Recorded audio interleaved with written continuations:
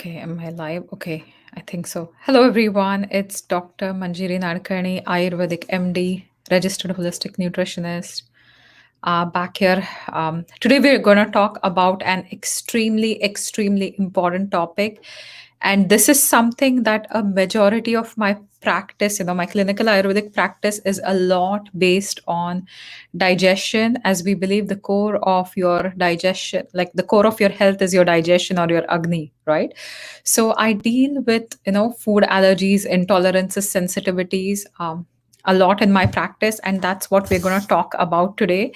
And these are extremely important. See, in Ayurveda, one of the most important things you'll ever encounter is the food that you eat, right? So we talk about three main pillars of your health, and the first and foremost pillar of your health is the very food that you eat on a daily basis. Now, this food can be a double edged sword. Sometimes you're eating food that is not beneficial to your body if you are allergic, intolerant, or sensitive to it, right? So that is why it's extremely important to understand the concept of food allergies, intolerances, and sensitivities.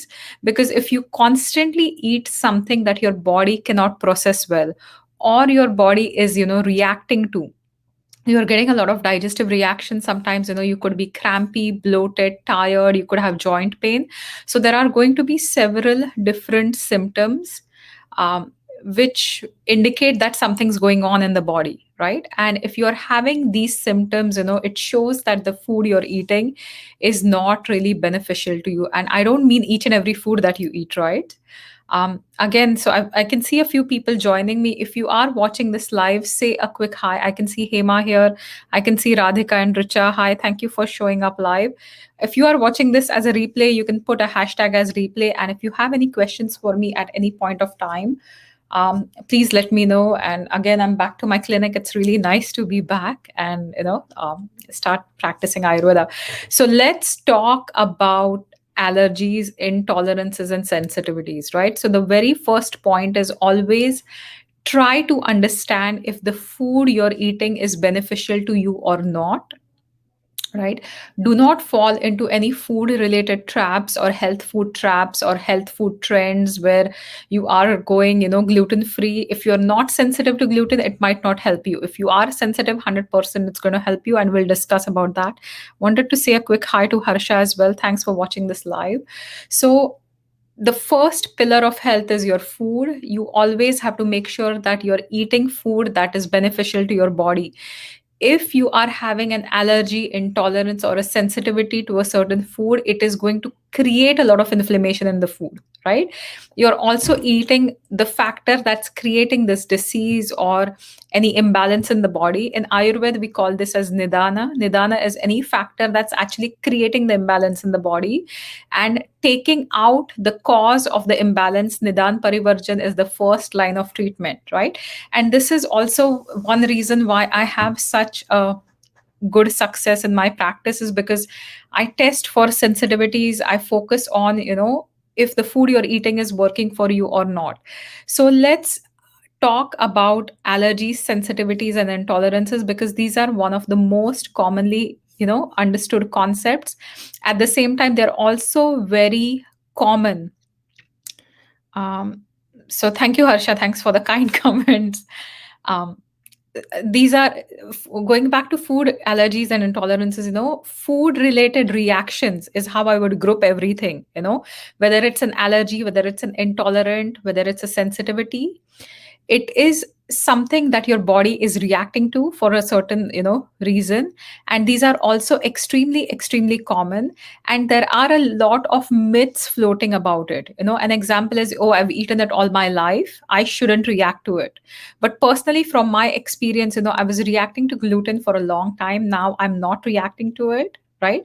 But I ate like chapatis all my life, or rotis all my life, and I also found myself reacting to it when I moved to Canada, and for some reason. And now I can eat it because I have worked really hard on my digestion, and really made my digestion ironclad and really strong. So, food allergies, intolerances, and sensitivities are food related reactions, which are also extremely common.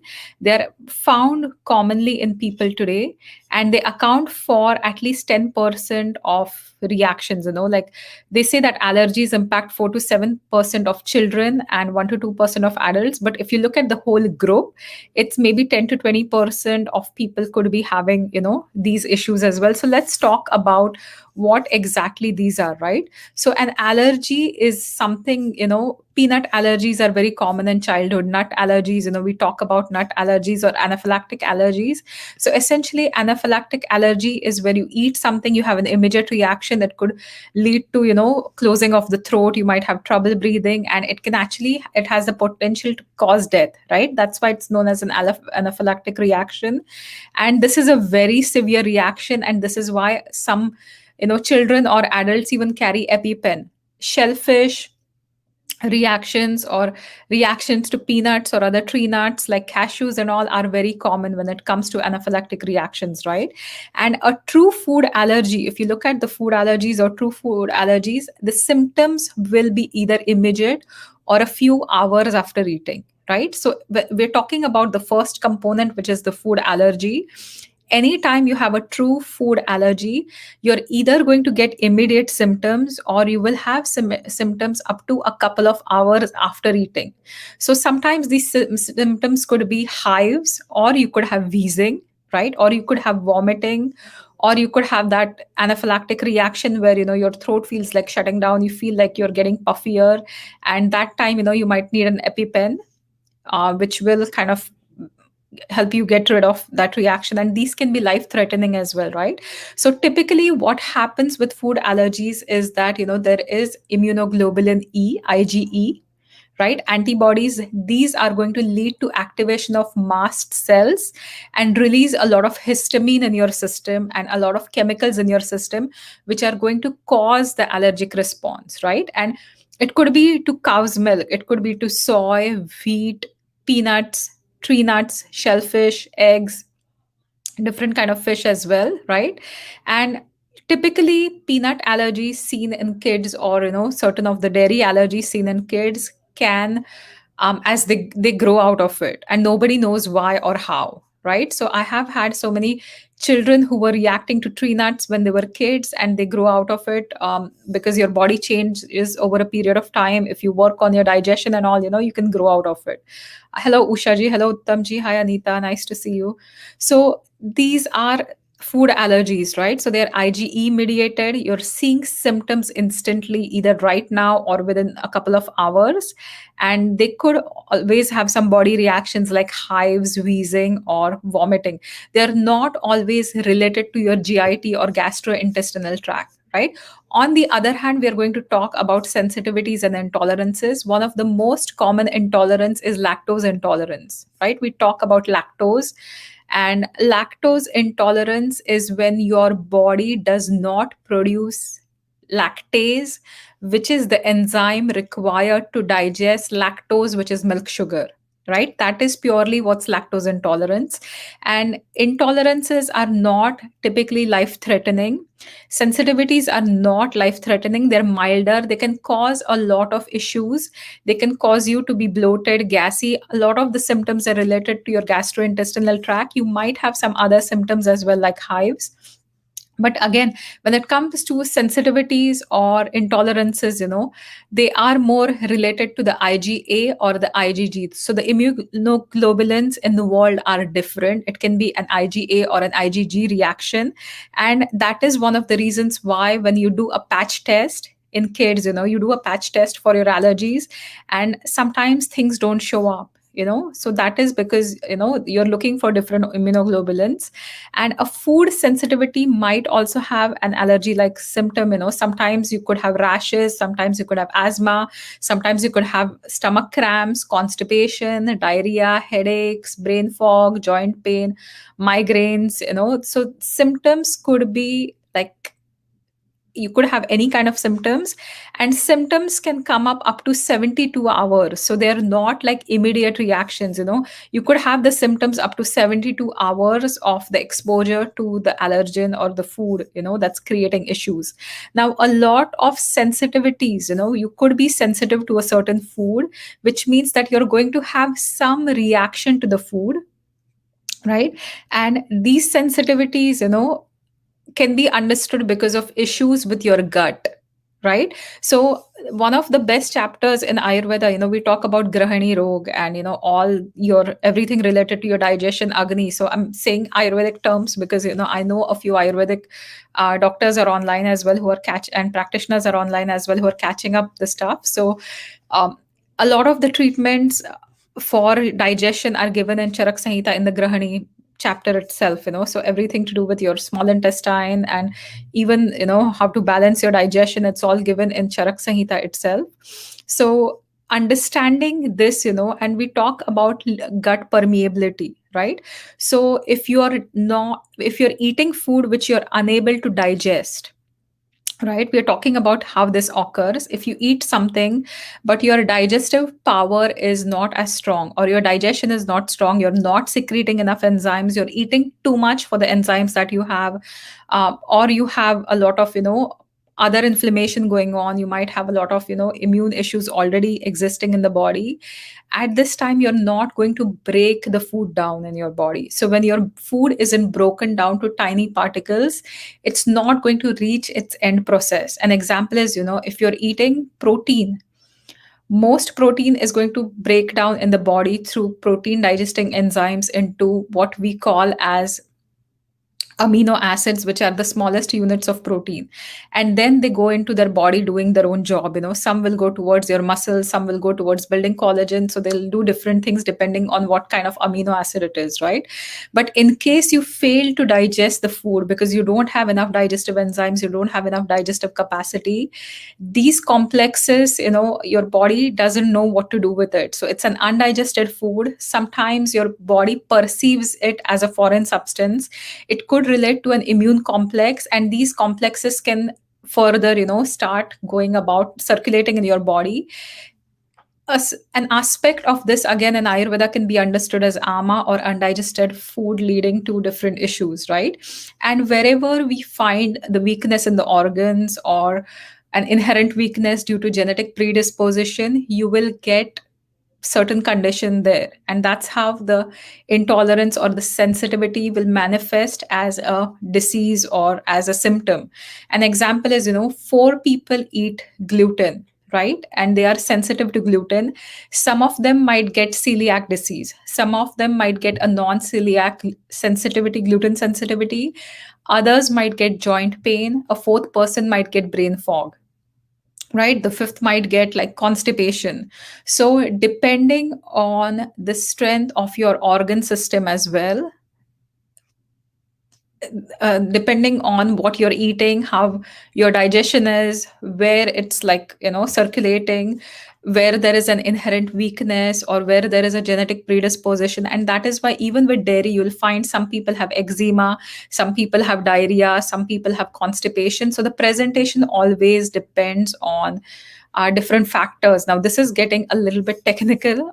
If you have any questions, please say a quick hi, let me know you're here. And if you have any questions about allergies, intolerances, or sensitivities, please let me know and I'll be more than happy to help you. Hello, Dr. Umesh. Hello, Harshad. Hello, Nikita. Hello, Harpreet. I'm just saying a quick hi. Hello, Sadanand Patil. Hi, Aisha. Nice to see you. So this is how food reactions can manifest in the form of allergies, sensitivities, or intolerances.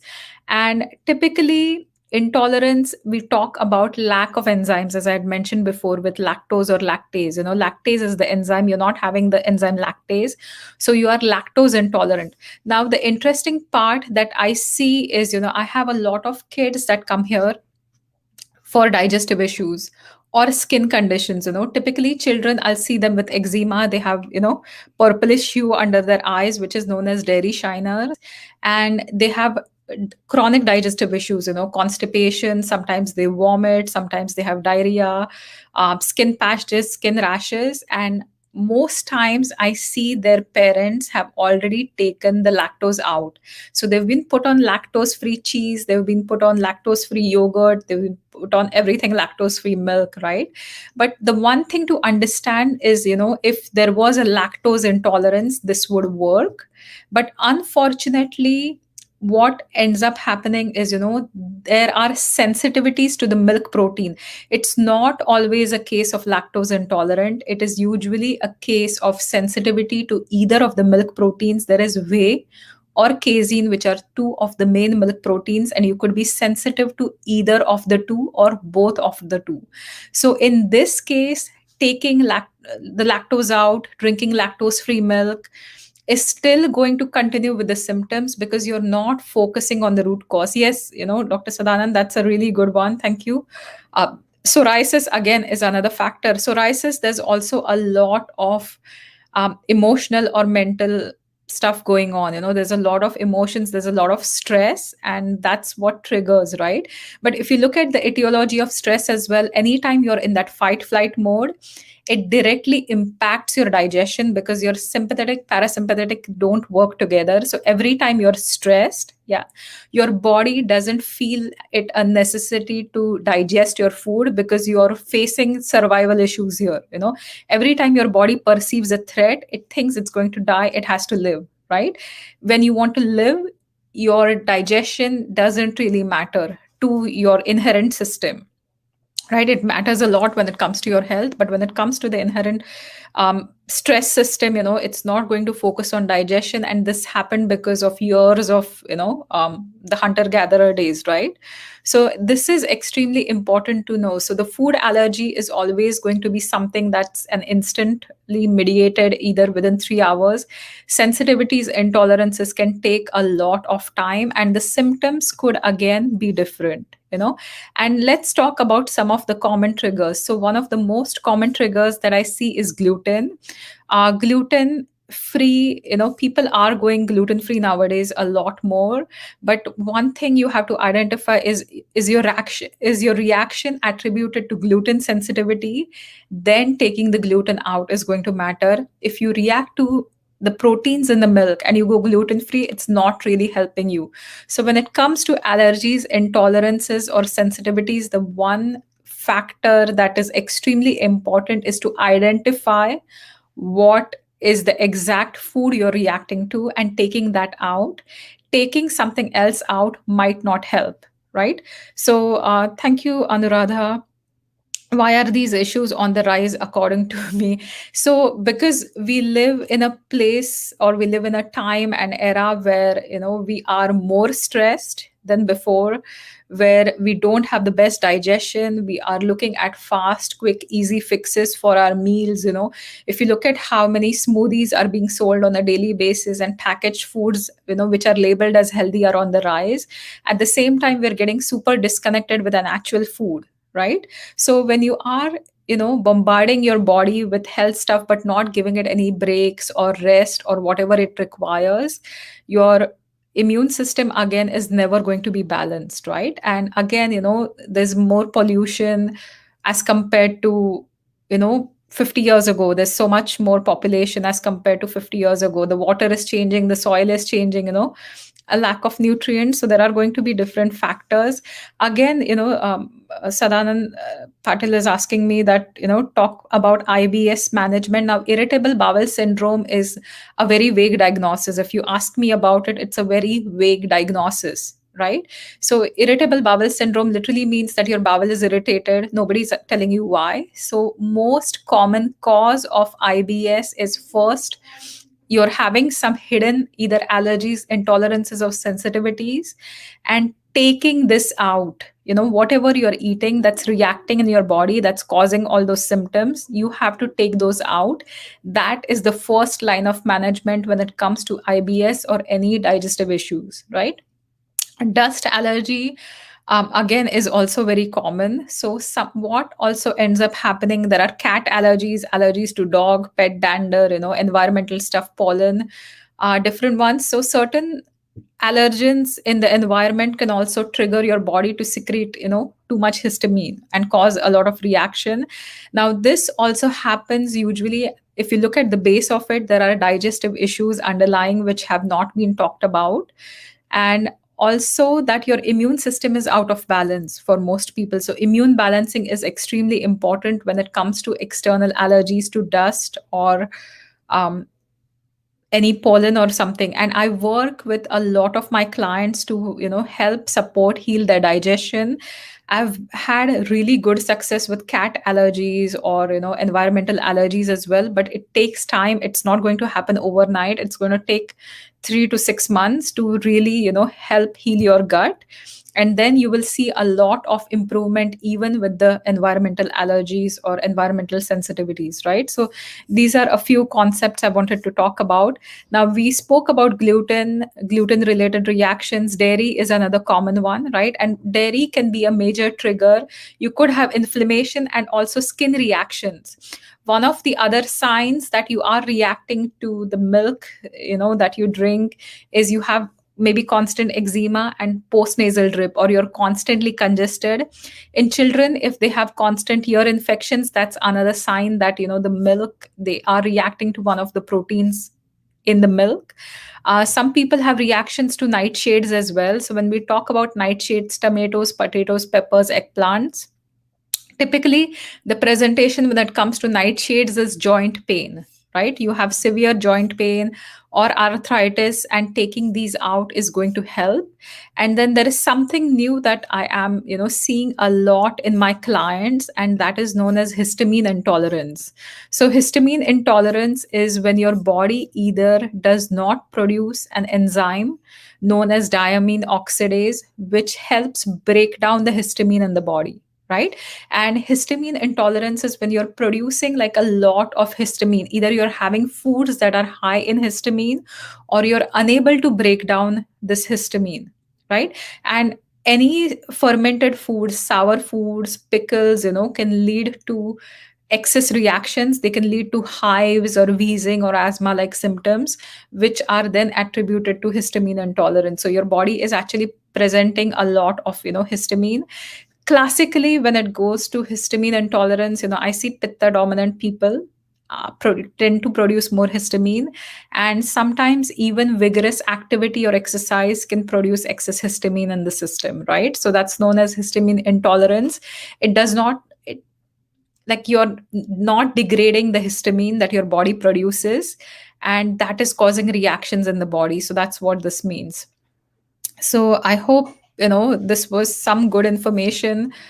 If you have any questions about what we're talking, please feel free to just put it in the comment section. And one of the main things, if you are someone who's struggling with food allergies, intolerances, and sensitivities, getting tested. I do something called applied kinesiology or muscle testing for allergies. So if you are someone who's local, feel free to get in touch with me. If you are struggling with histamine intolerance, I have like food lists that I can help you sort that out as well. One simple thing you can do on your own is keep a food journal, right? And a simple food journal would be what you eat and how you feel, right? You can take a journal or a sheet. So if you look at this paper, right? So I hope everybody can see this paper. So you're just seeing like all the days and then the food here. And right here, you can write what you've eaten at a certain time, and you can maybe draw a star, or you can write symptoms right here itself. So when you see this, after a week or 2 weeks, right? So if you see this, like if you're tracking, okay, I'm having eggs every day and then I feel bloated, or if I feel tired, or I'm having eggs every day and by afternoon I break into hives, then you can pinpoint that, okay, this is what I'm reacting to, right? So there are like food mood journal or a food symptom journal, right? Because mood can also be altered because of these intolerances, sensitivities, right? They have the capacity to alter your brain, alter certain chemical productions, or production of serotonin in your gut, and create depression or even anxiety. Certain foods can trigger a lot of anxiety, can increase your heart rate. So it's a little bit more complex, and there is a question about Ayurvedic drugs, so when we talk about Ayurvedic drugs, or Ayurvedic herbs would be the word, rather than using the word drug, I would use it as an Ayurvedic herb. There are so many different herbs that work for Ayurveda, right? So right from licorice or yashti madhu to triphala, ginger, or like there are so many different ones. Haldi, turmeric, even single herbs work really well, but you have to identify the food sensitivities or allergens or what is going on first. So try to map what exactly are you eating, what's happening, what's causing the symptoms, and that will definitely help you. Ayesha, can Virachan help in patients with allergy? It depends. So you have to look at Virachan can help, but you have to look at the patient bala as well, right? You have to look at the strength of the patient. I work with a lot of children when it comes to allergies and sensitivities. So just because of their age, they're not very Virachan friendly, right? But definitely you can, if you think they are the right fit for Virachan. And you also have to see the doshas, like is it like a pitta pradhan, if it's histamine related, it's going to be more of the pitta group, right? Then the Virachan is definitely going to help. But if it's related to a lot more kapha imbalance because of milk products or a dairy, then Virachan might not be the best option. So you have to assess it individually depending on what you find. So, this is my not so little talk on food allergies, intolerances, and sensitivities. And I hope, I've answered a few of your questions at least. This week, I'm going to talk about all, like, this is the nutrition month. So, we're really talking about what you need to understand. And the reason I chose this topic was, that this is something that's not talked about. Like, people don't talk much about food sensitivities, allergies, and intolerances. And yet, when I practice, I see it extremely common. If you are trying everything, if your gut doesn't seem healed, you have some hidden intolerances, sensitivities, or even allergies. If you've tried everything, if you've tried herbs, if you're trying a probiotic, nothing seems to help. It's time to get some help, and always work with someone because they're trained to find what you're reacting to. You might ignore your own symptoms, but a practitioner will not, right? So always work with someone if you're having chronic gut issues, because gut is kind of the main system in the body. You're eating food, that food is breaking down, you're extracting the nutrients, and you're extracting the macros, micros, like whatever nutrients your body needs. And these then go to making your serotonin or other neurotransmitters. These again go to making your muscles and other parts, other tissue systems in the body, right? So it is extremely important to have a healthy gut. And usually another reason when we talk about allergies, intolerances, and sensitivities is gut dysbiosis. You have more of the not so good bacteria in your gut, or more yeast buildup in the gut. That could also lead to a lot of allergies. When we talk about candida, or when we talk about gut dysbiosis, having not so like having the bad bacteria or the bad yeast, not having enough of the friendly bacteria that can really support your body, could be another reason why you're developing food allergies, intolerances, and sensitivities, right? So thank you everyone for watching this. If you have questions, feel free to just comment here, and I'll be back next week on Thursday. Sorry, on Wednesday, to talk about Wellness Wednesdays. So I will be talking about, I believe it's gluten sensitivity that I'm going to be talking about. So I'll be discussing, each of the common factors that I see in my practice, and how to find out, if you're intolerant to gluten or dairy, as well as what you can do about it. So this is something that I'm going to talk about in the next, Wellness Wednesdays for the month. Again, this is Nutrition Month. So this month is talked about as Nutrition Month. One thing I want everyone who's live here to do is please, at least make one change, one healthy change.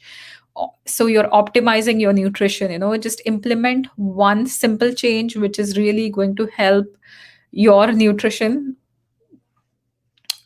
so your body stays really healthy. So just one change is enough, but at least try that one change, right?